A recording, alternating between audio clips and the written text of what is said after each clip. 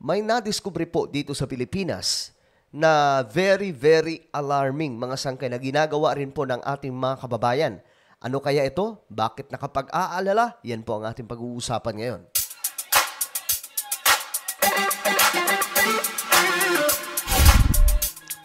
Hello, what's up guys? Magandang oras po sa inyong lahat. This is me, Sangkay Janjan.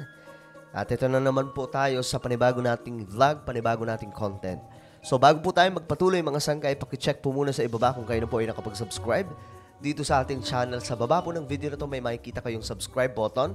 Pindutin nyo lamang po yan, tapos i-click nyo yung bell at i-click nyo po yung all. Ulitin ko, click the subscribe down below, click the bell and click all. At kung kayo ay nanonood sa Facebook, huwag niyong kalilimutan na i-follow ang ating Facebook page. So very alarming mga sangkay dahil nga po ito po ay yung balita. Bentahan po ng bato o sale ng mga kidney. Nakaka-alarma umano. Dahil dumarami mga sangkay. Ito po, the National Kidney and Transplant Institute is sounding the alarm against the illegal sale of human kidneys following the arrest of a broker who had tried to sell the kidney of a friend on social media. So, dito po nag-umpisa siguro ang lahat mga sangkay. Pero noon pa, ayon po sa mga report, nalalaman na po nila sa marami sa ating mga kababayan. At ang pagkakaalam ko, di ba, sa mga chismisan sa kalye, uy, si paring nagbenta ng kidney. Uy, si nagbenta rin ng kidney. Nauuso po mga sangkay yung mga ganitong klaseng gawain. At marami po ang naaalarma. Alam naman po natin, pag may isa pong kidney na nawala sa atin, pangatawan, delikado na po ang kalusugan ng isang tao. At ang iba mga sangkay, ang nire-reason po nila dito ay dahil po sa kawalan ng pinansyal. Kawalan po ng pera. Kahirapan mga sangkay na nagdudulot po ng kanilang, mabigat po itong decision eh. Nakakaawa din po talaga yung mga kababayan natin na dahil po sa, hindi ko alam kung wala na po, feeling nila, wala na silang matatakbuhan, binibenta na lamang po yung kanilang kidney. Gaya po nito, according to the victim, Carlo, he was enticed by the suspect to sell his kidney in exchange for 250,000. He said he needed the money to pay his rent.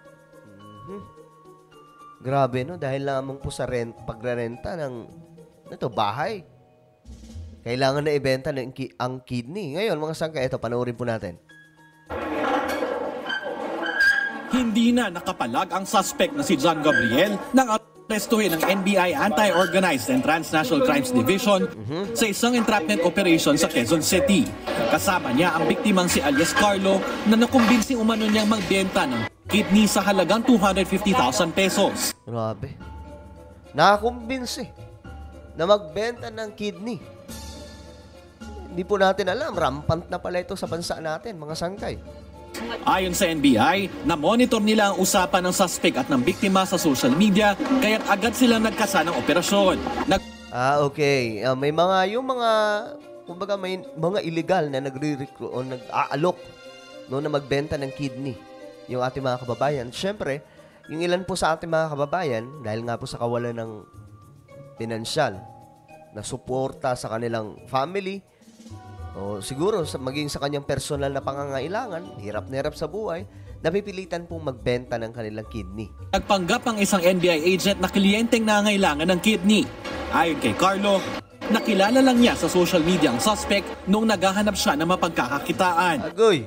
Nagkakilala lang po kami kahapon. May group po sila sa Facebook. Ayan po yung biktima. Yung naghahanap ng kidney donor, nag-PM ako sa kanya na interesado ako. Nako. Na willing ako mag-donate. Yun po. Tapos na niya sa akin. Sabi niya magkikita kami.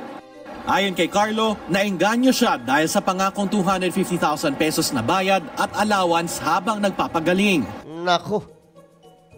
Pambayad daw sana niya ang pera sa 2 buwang upa sa bahay at bill sa kuryente at tubig. Nangako kasi ako sir sa may-ari ng upa. Yun, parang hindi ako nakauwi ng ilang araw. Kasi nga nahihiya ako magpakita sa kanya sa tinagdang pangako na magbabayad ako tapos walang pera. Kaya parang desperado ganon. Naisip ko ito na lang siguro yung opportunity. Huwag po natin gagawin yan mga sangkay, no? Delikado po yan. Biruin mo, sa renta lang naman. Well, hindi naman po tayo yung yung iba sasabihin kung ikaw yung nasa kalagayan nila. Anong gagawin mo? Hindi rin po natin talaga sila ma-judge. Pero hanggat maaari, wag po natin gagawin yan dahil, nako, iisa lang po ang buhay. Kwento naman ang suspect, unang beses pa lang niya itong nagawa at nais lang umano niya tumulong sa kliyente. Hindi kami naniniwala na first time to. Nagsisisi, sir. Mabigat po pala ang parusa dito. Hindi ko po talaga alam. Para makatulungan ko si mama kasi may sakit po siya. Agoy, yun lang. Mababaw yung hemoglobin niya eh. Pero duda ang NBI sa sinasabi ni Gabriel. Duda. Actually, marami siyang, kung titignan mo kasi yung, yung communication niya sa cellphone niya, marami siyang kliyente. Nabuksan na po yung phone. Ayun lang, bistado. Marami siyang katransak. Ang tingin kasi namin, malaking grupo to malaking grupo to, na ito talaga yung racket nila, yung nag-o-offer. Yun din yung naisip ko mga sangkay. Malamang, malaking grupo. No? Maraming ganun eh. Halimbawa na lamang po, yung sakali mga sangkay, di ba? May mga bata po na nangihingi po ng pera. Ang pagkakaalam ko dyan, may mga humahawak sa kanila na malaking grupo. Tapos pinapatakbo lang po sila. So parang ganun mga sangkay. I think modus po ito. Di ko alam kung totoong binibigyan po ng ganung kalaking pera, pero alam naman po natin mga sangkay, pag kidney, mahal po yan. Malaki po ang binabayad dyan. Sa mga, hindi ko alam kung mayroon bang legal na nagbebenta, pero delikado po kasi talaga ito eh. Di ba yung iba kasi nagdo-donate talaga sa mga kaibigan nila, kakilala nila, tapos binabayaran na lamang po sila. Pero napakadelikado po niyan. Very yan. Sana hindi po gawin ng marami sa ating mga kababayan Na magbenta ng kidney. So, titingnan natin lahat ito. May follow-up investigation pa tayo dito. Ilang beses nang nagbabala ang Department of Health laban sa pagbebenta ng human organs. Bukod sa delikado, ay mabusisi ang regulasyon nila dito. Actually, bawal talaga ang kidney therapy. Meron ng may nilabas na na si DOH dyan. Bawal pala. Na hindi talaga pwede yan. Ang pwede lang mag-donate is relative or nearest na kakilala talaga. Yun ang sinasabi ko mga sangkay. Yung iba, di ba, kaibigan, tropa, o kaya kamag-anak. Sila yung nagdo-donate. Pero yung kagaya po nito na nagkakaroon na po ng bentahan, noon ko pa to naririnig mga sangkay. Yung mga nadadaan na nga lang sa joke eh. Halimbawa, sasabihin mo sa tatay mo, "Pa, biglan mo naman ako ng ganito." Tapos sasagot ng tatay mo, "O sige, ibebenta ko muna yung kidney." Diba? Ganun po yung mga sagot, pabirong sagot. Ganun din po sa mga So, illegal pala yung ganitong klaseng babae. Kulong ang suspect at naharap sa kasong human trafficking at paglabag sa Cybercrime Prevention Act. Ayun na. Nico Bawa, ABS.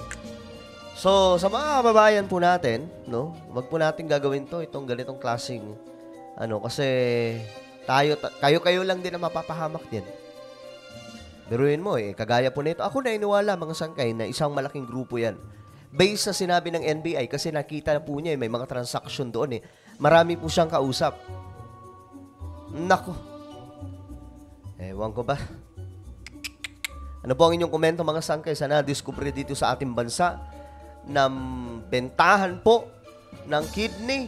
Comment nyo po sa ibaba ang inyong mga opinion. At syempre, bago po tayo maghiwa-hiwalay, guys, isubscribe po muna ninyo itong isa kong YouTube channel, Sangkay Revelation. Hanapin nyo po ito sa YouTube, tapos isubscribe, i-click ang bell, at i-click nyo po yung all. So, ako na po ay magpapaalam. This is me once again, Sangkay Janjan. Palagi nyo pong tatandaan that Jesus loves you. God bless everyone.